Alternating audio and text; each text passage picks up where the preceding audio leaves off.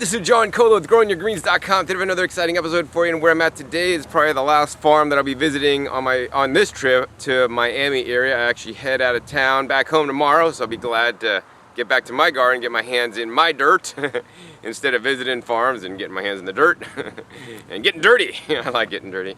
But in any case, today we're at a Blue Horizon farm, and this is a unique farm. I mean, number one, this is a 1.5 acre farm. Number two, this is a new farm. So they've only started about, a couple of 3 years ago. And they're just basically doing it with all hand labor and doing bio-intensive, organic, veganic, mostly methods, and, using things more in tune with the earth, regenerating the land, conservation, and basically they're just growing a lot of fruits and vegetables. And one of the cool thing is, besides just harvesting the vegetables and offering the vegetables at a local farmer's market, actually at the kids' school, they also make things like fermented foods, or like the sauerkrauts and kombucha, with some of the herbs and vegetables grown on the farm, and offer those to people as a value-added service. And I want to encourage you guys, if you guys have a farm, to do some value-added products like especially the krauts. In my opinion, they're very beneficial, and you could really turn like a couple dollar head of cabbage into like a $5, $6, $7 jar of sauerkraut, just in a few short weeks. So behind me doesn't really look like a farm to me, maybe not to you either. That's because this farm they bought basically was just grass. I mean, 3 years ago this was all grass, so they had a guy come in, tractor, and cut it down. It was trash and grass and trash. And they got the trash removed, and it was grass, and they've been cutting that down, composting it, and slowly but surely they've been basically weaving their way through and creating a fruit tree orchard little by little, and a vegetable garden as well. And so now I'm going to go ahead and take you guys on a tour, show you guys some of the practices that they do that are successful, and actually also some of the crops that they're growing that's actually doing quite well also. So let's head in to the farm. All right, so I'm walking into the farm, and as you guys can see, there's just like a lot of weeds and grass and the paths and all this stuff. So like, one of my friends who's a farmer, he says you could embrace the weeds, or you can eradicate the weeds, and there's no in between. And here they've just kind of embraced the weeds, and basically they're moving the weeds aside and planting when they need to, and otherwise they're just kind of growing. And then when they don't need them, they'll chop them down and then throw them in the compost pile. But meanwhile, they're making a lot of biomass here. Now, I would probably try to control the weeds a little bit more, because there's like a lot of grass seed coming up everywhere, and some of this, I don't know if it's what kind of grass, guinea grass or whatever. That stuff can be really hard to get rid of. So anyways, let's go ahead and tour you guys in the farm. The first area, actually, we're just gonna go ahead and turn the camera here real quick. I don't know if you guys can see that. Right over here. But as you guys can see, they got a bunch of beehives, so I want to encourage you guys to not have beehive hairdos anymore. That kind of went out in the 60s. But to actually have beehives for your farm, they will increase the production of your fruit and vegetables, actually, things like tomatoes and other vegetable crops that need to get pollinated. And also it's providing them a home. And so that's really cool that they're actually got the bees here to help do the pollination on the farm. So let's go ahead and head down the path and show you guys how this farm works. And we're walking along, and I want to show you guys this over here. They got the welded wire bins. So this is how easy composting can be. You don't need a tumbler, and you don't need anything. You just need some welded wire, even some pallets, and they just make these big circles. And hey, there's me. And with the welded wire, and they just fill them up. So try to make a nice large diameter, 4 to 5 feet, and they just layer in carbon and nitrogen rich materials, and then after about a year it breaks down, and of course you could aerate if you want to go faster, and then they have a pile right down below. Now they are using human manure in here and composting it for a year, and then they use these only for the fruit trees. They have a separate area for composting their vegetable scraps. So let's go ahead and continue on and show you guys what they got growing on here. So the next thing that I want to share with you guys in this farm is actually some of the fruit trees. So this is a fruit tree that actually I didn't know the name of it but previously. I just knew it by the name the fruit goes by, which is the Captain Crunch Berry. And I've had one of these before in Hawaii, and I swear to God it tastes like Captain Crunch, but actually it's called the Brazilian cherry is what I found out the name was, and this is actually just within 3 years of growth. The thing is huge and produces fruit already. So this is definitely one of the ones that I will plant one day as soon as I have some kind of tropical location to plant them. The Brazilian cherry, or Captain Crunchberry, and yes, they are delicious. Let's go ahead and continue through the farm tour for you. So I'm in another area of the farm, and this is the orchard area, and about, I think, 2/3 of the total overall land when they're done will be orchard area, and then 1/3 will be for the vegetable area, gardens and whatnot. And they have all different kinds of fruit trees and also other edible crops. So of course they have bananas along here, and I don't know if you guys can see down, but they got papayas, they got sapotes, sapodillas, all different kinds of tropical exotic fruits, as well as this guy right here, which is the yucca or cassava. And that makes a nice tree with the starch-based, starch-rich roots underneath the ground, and all the above growth, the wood of the tree can be used as propagative material. It's actually a couple nice specimens they have here. And let's go ahead and continue down. I want to show you guys some of their papaya plants that they have. They're not necessarily trees, but people call them papaya trees. They're actually some of the healthiest that I actually have seen, with a copious and abundant amount of fruit. So now what we're looking at are some of their papaya trees, in quotes. And as you guys can see behind me, I mean, these guys are loaded up. Those are just all papayas, and like the trunks are nice and large and thick. You know, it's rare that I've seen papaya trees that are actually this healthy and actually have that much fruit. Other farms I've been to this trip to South Florida, like there might be a few papayas on there, but that thing has, like, I don't know, several dozen fruits, and the tree just looks super solid, super healthy, really nice, round, thick trunk. Now this is because they've been selecting the papayas. When they get papayas from friends, they'll eat it. They're like, oh, this is a good papaya, it has some disease resistance, we're gonna go ahead and plant this. So they're planting the best varieties, and when they get a variety they don't like, they actually just chop it down, and then they put a better one in its place. So that's something that I would actually encourage you guys to do. You know, if you got something you planted you don't like, that's all right. You could always start over, right? So that you get good genetics. I mean, a problem down here in South Florida is getting like thin-skinned papaya that gets like, different diseases and pests. And because these guys are thicker skin, they're more tolerant to the pests in the area. So that actually they're eating really delicious papayas out of their farm. And hopefully one day I'll get to try one, because I don't know if I've ever had a really good papaya in Florida. I have had them though in Hawaii. So yeah, over in this area they also have, let me show you guys another thing they're doing to actually bring fertility to their land, because they're not bringing in any major inputs aside from wood chips that I'll show you guys probably in a little bit. So one of the main methods they actually add fertility to the soil here is actually just through the wood chips. So they get a local arborist that basically chips up trees and whatnot, and he basically dumps his loads here instead of having to pay to get them, dumped at the landfill. So this is something, if you guys have acreage, I definitely encourage all you guys to do, to get some good wood chips, and then just basically spread this on your land. It'll actually, crowd out the weeds and compost down and create really rich, fertile soil. I mean, this is the way that farming should be done, in my opinion, by using, nature's plant-based resources, bringing them onto the land and letting them, build more fertility from things like the wood chips. So now I want to share with you guys just some of the practices they do to have healthy fruit trees here in South Florida. So number one, they're choosing varieties that will grow well here. And as you guys can see, this fruit tree right here is the one that they're growing. And here are the first few things they've done. Number one, they dug a big hole and actually filled it with some good, rich soil. And actually the other thing they did is actually they mounted it up. So they planted it higher than the level. Now because they dug a hole, it'll sink down a little bit, but it's still always going to remain a little bit above grade. This is very important, in my opinion, for the drainage.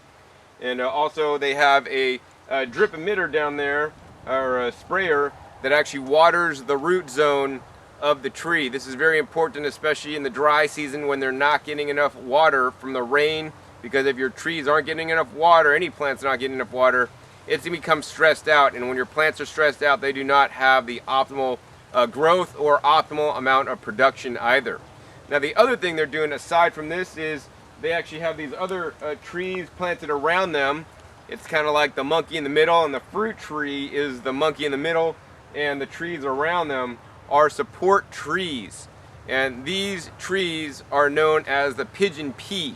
So the pigeon pea is a nitrogen fixing tree that they basically cut down or compass, and just chop and drop, leave it on the ground, and put it underneath that tree. You can see some branches underneath there, and that adds nutrition to the tree there.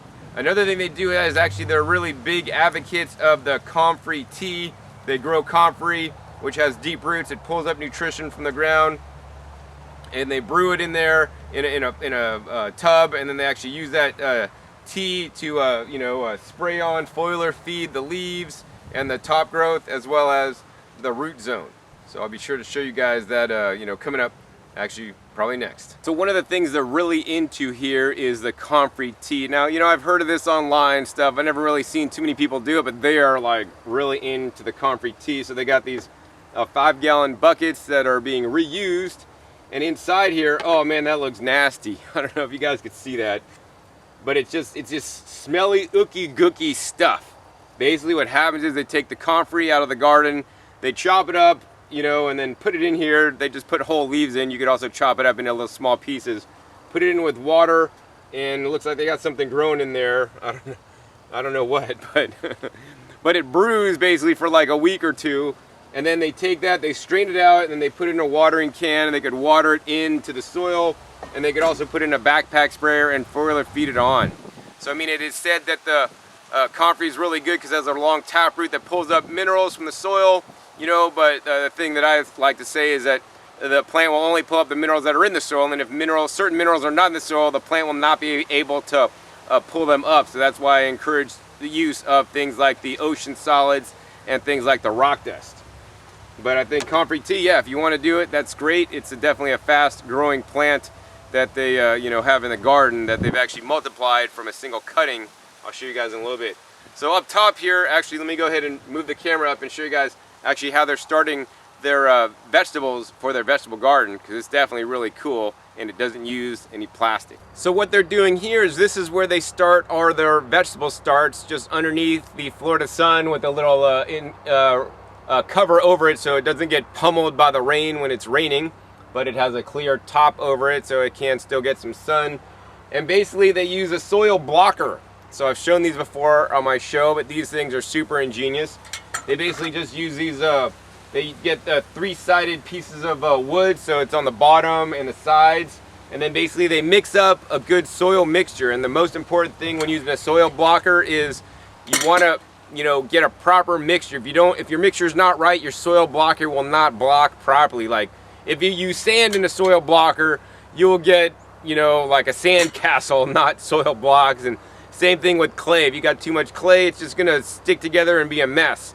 So you got to get the right recipe when using a soil blocker. So once you get a nice mixture of the recipe, probably use like some peat and coconut coir and vermiculite, some compost in there, proper ratios, mix it up in a wheelbarrow, and then you're gonna just shove this in there, and then it's gonna get the dirt in there, and then you're just gonna go ahead and push this out, and it's gonna push out 4 blocks. And then they basically make 4 blocks all the way down, and they just fill all this up. And it also puts a divot in the top of each block, which then they put the seed in, and then over time when they water, the little divot goes away and the soil covers it, and then they basically just all come up. So they got like yellow pear tomatoes, moneymaker tomatoes, they got different collard greens, brassica family plants, and dinosaur kale all growing in here. And once they get kind of big, then they take them and plant them in their garden. Now I always encourage you guys to start your own seeds whenever possible instead of buying transplants. But that being said, if you are a new gardener, have never grown anything before, I do recommend getting transplants from the nursery, because you could have a higher level of success doing that than doing this, which it may take some additional skills to grow healthy plants from seed, although many are actually not that difficult. Now they let these guys grow maybe, I don't know, 3-4 weeks, depends on the particular plant, before planting out in their garden. And I think this is very wise, because You know, it's like you wouldn't want to put a little baby transplant like some of these guys directly in your garden when they're too young, because snails and slugs, bugs, you know, pests and disease, you know, may get it when they're so young. But once they get a little bit more established, you know, they're a lot more stronger and they could more fend for themselves. So yeah, it's definitely really cool. I guess the next thing I want to do is actually go ahead and head over to the garden to show you guys what they're growing in their garden bed that's actually done bio-intensive style. All right, so we're coming through the fruit tree orchard, and here's some bananas growing. They got all different kinds of bananas. And then we could see the vegetable garden right over there. Oops, growing. So let me show you guys how they've actually prepared these beds and how they're growing all the vegetables here. So now I want to share with you guys how they made their garden beds here, and it is really simple. I mean, I personally like to bring in compost and things like that and growing like a lot of compost, maybe mix that with the soil or just, you know, add compost on top of the existing land. But, you know, compost can get quite expensive, so they did it a little bit differently here, you know, kind of after the bio-intensive method. It's hard to double dig here in Florida with all the rocky soil. So what they did was actually, the level of the soil is maybe this high, and then where I'm standing right now, they actually dug that out and flipped it over on top to make a higher bed. So that's kind of like a raised bed with outside using the existing soil. And then they amended that, and then they planted their, in this case, kale in it. And one of their goals here is to plant things close enough so that, you know, they don't have to mulch, because the leaf cover is covering all the areas of the soil so that the sun doesn't hit the soil, so that it protects the soil and the integrity of the soil and the microbes and the nutrients in the soil. So it looks like it's doing pretty good for them. This is the kind of technique that I also like to do myself. And sometimes, you know, when you originally plant things, you have big, you know, holes in between. So I'll plant like in between some of the crops. I'll plant like a faster growing crop that'll pretty much take over and spread out really fast before my main crop actually gets to fill in. So I mean, that's what they've pretty much done here. And this bed has pretty much like kale, and another bed over there had like they just planted out some collard greens, and they got like different kinds of bok choys and all this kind of stuff. So the next thing I want to show you guys, over in the next row, actually they got some comfrey. So I want to show you guys how easy it is to just pluck up some comfrey and then you know, divide it and then replant it, so you could have endless amounts of comfrey to make that comfrey tea that I showed you guys earlier. So we got a fork, and we're gonna fork the comfrey. All right, comfrey, you're gonna get forked. All right, so we're just gonna carefully kind of get in there.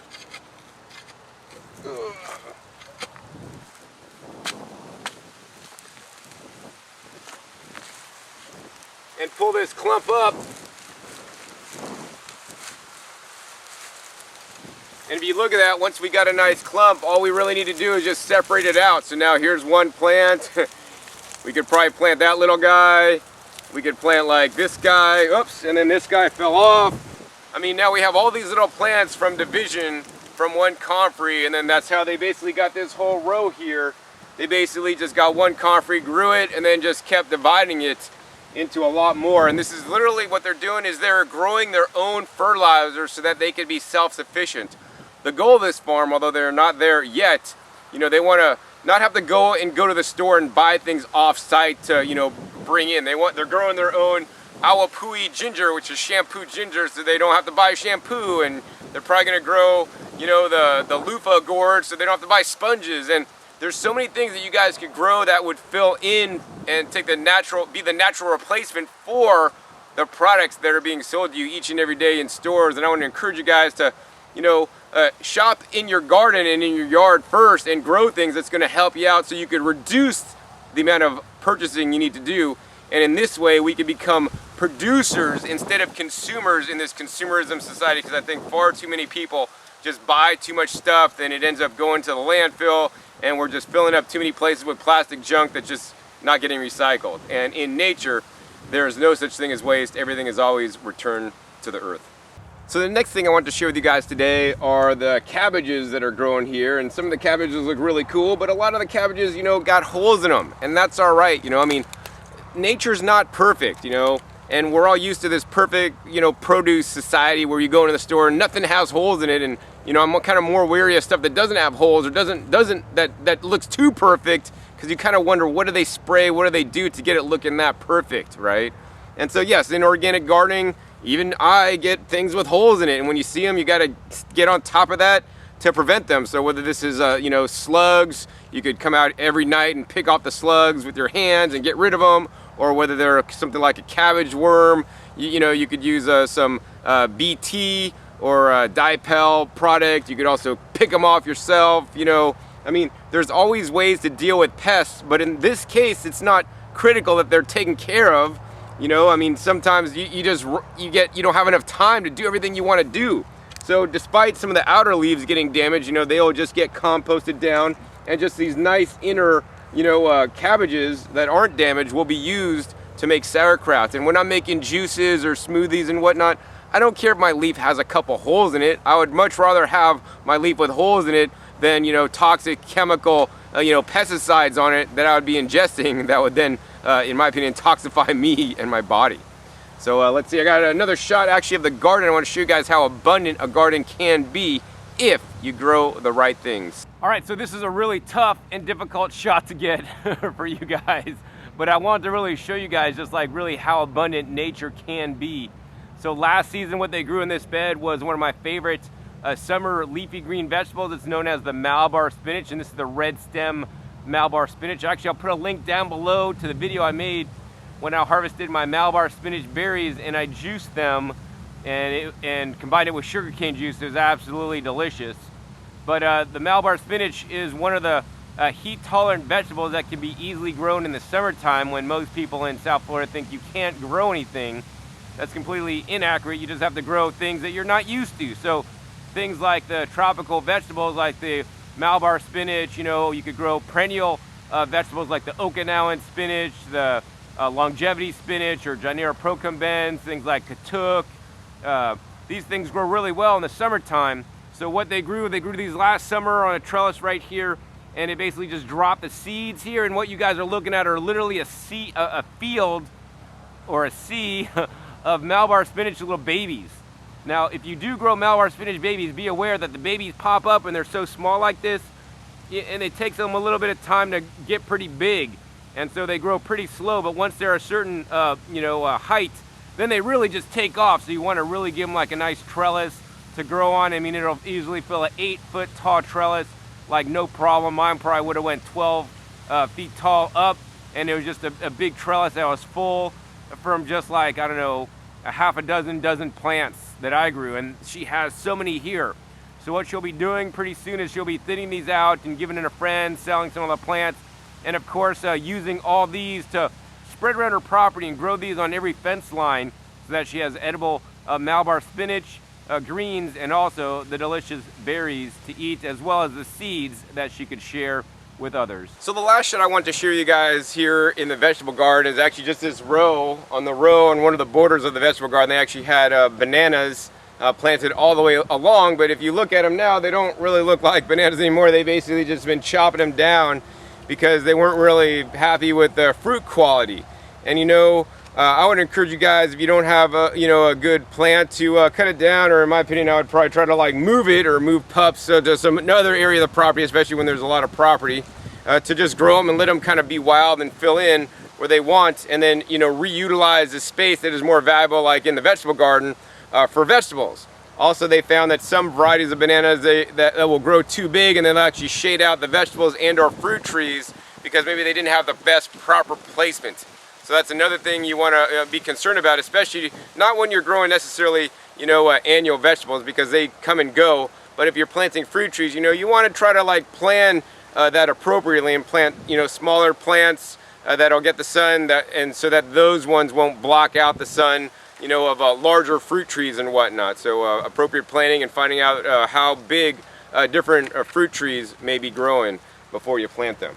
Now, the last part of this episode I want to do is actually I want to go ahead and interview the farmer here and let you guys know about her and what she's trying to do here and her mission, and actually learn more about the confrey tea and some of the things you guys saw earlier in this episode. So now I'm with Laura Sutton, one of the farmers, and the other farmer is actually her husband.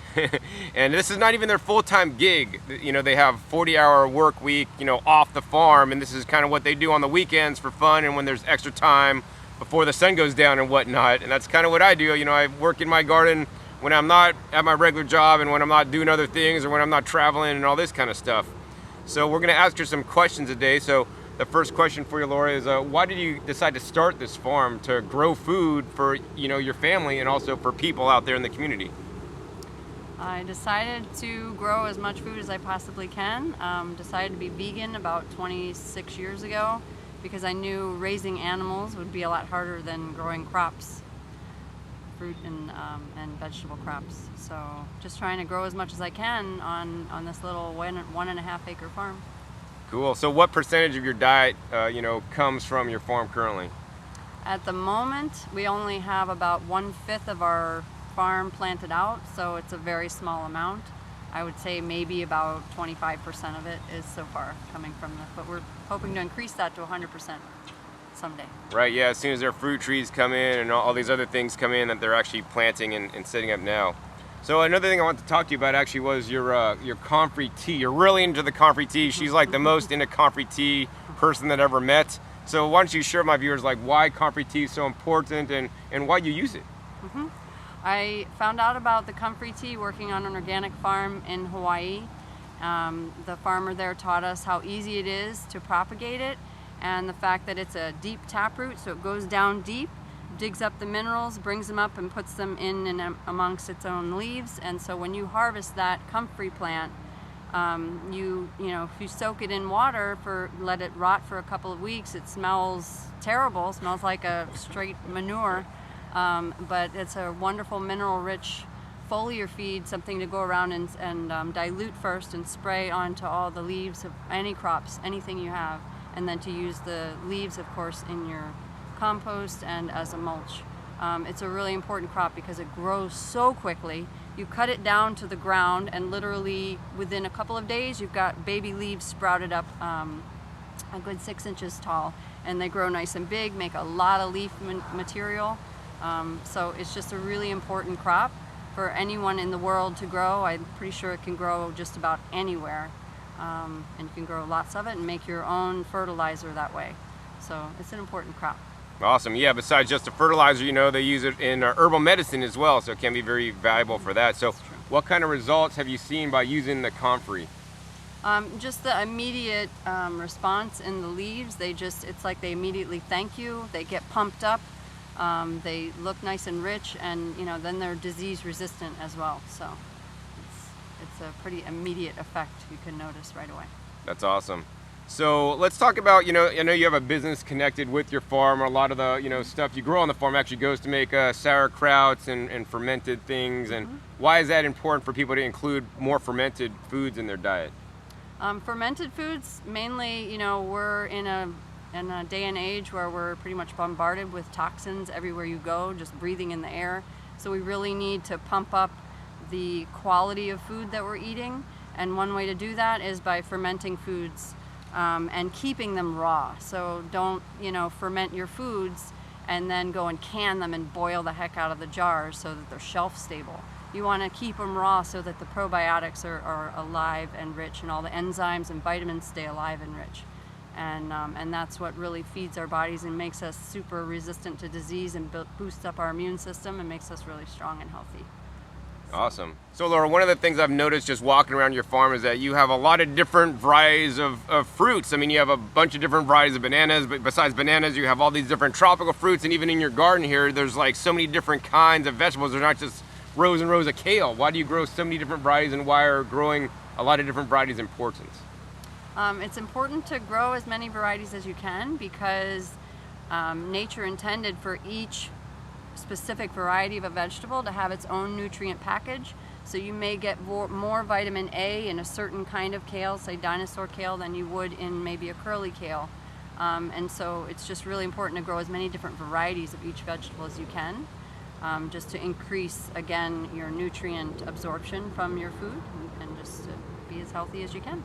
Awesome. Yeah, I mean, I totally agree. Besides, you know, just the different nutrients that come in with each food, you know, you will find that certain crops do better or worse where you're growing them. You know, here in South Florida, it's a pretty inhospitable environment for many northern vegetables. But, you know, she's learning that, you know, certain ones do better, and she's going to focus on the ones that do better, and maybe plant smaller plantings and ones that maybe don't do so good, or maybe even omit those and try to find new varieties that'll do, you know, well down here in this particular climate.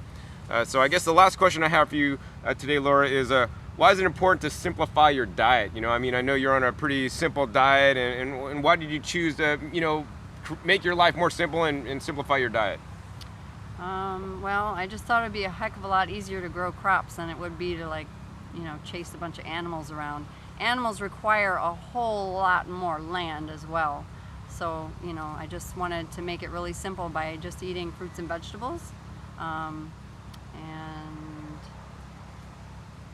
yeah, that's about it. I don't know, I can't think. Yeah, I mean, animals, I mean, they're, number one, they're resource hogs, literally. I mean, they take a lot more water, a lot more food to create a pound of, you know, food from, or flesh from the animals, whereas, you know, we could just grow a pound of vegetables and eat those, and it's a lot easier to grow vegetables than eat animals, in my opinion, plus all the, you know, the waste and, you know, that you have to deal with, and, you know, I mean, you have to tend to them. They're like having second kids, and she already's got a couple kids, so I'm sure she doesn't need a couple more.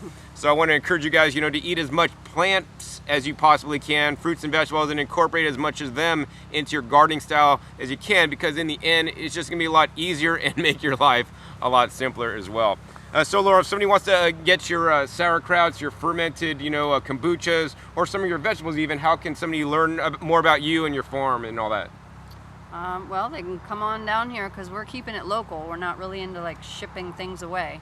But if you're ever down in South Florida, specifically Miami, which is where we live, look me up at the farmers markets. Also, Counterculture, drinkliveculture.com is the business that I make kombucha with a friend of mine.